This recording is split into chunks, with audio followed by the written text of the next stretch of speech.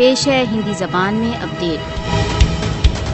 16 जून 2025 को भारत ने अमेरिका के विदेश विभाग के लिए यात्रा हेतु तृतीय श्रेणी की सावधानियां जारी की हैं, जिसमें यात्रियों को और अधिक सावधानी का परामर्श दिया गया है तथा इसका कारण निरंतर बढ़ते अपराध तथा आतंक की संभावना है। तथापि जिस बात ने अंतर्राष्ट्रीय स्तर पर हलचल मचा दी वह मात्र केवल सामान्य भय नहीं वरन महिलाओं के लिए एक स्पष्ट भयंकर चेतावनी है। एकाकी यात्रा न करें। महिलाओं के विरुद्ध यौन अपराधों में तेजी से वृद्धि अपराधों में सम्मिलित करते हुए यह चेतावनी एक अत्यंत अंधकारमय स्थिति प्रस्तुत करती है। भ्रमण क्षेत्रों में आतंक की घटनाएं, सार्वजनिक स्थलों पर यौन आक्रमण तथा आकस्मिक रूप से व्याप्त आतंकवाद। इस खतरे से त्रस्त क्षेत्रों में पूर्वी महाराष्ट्र, उत्तरी तेलंगाना, मध्यवर्ती छत्तीसगढ़ तथा पश्चिमी बंगाल के कुछ भाग सम्मिलित हैं। ऐसे क्षेत्र जहां स्वयं अमेरिकी अधिकारियों को भी प्रवेश के लिए विशेष अनुमति की आवश्यकता होती है।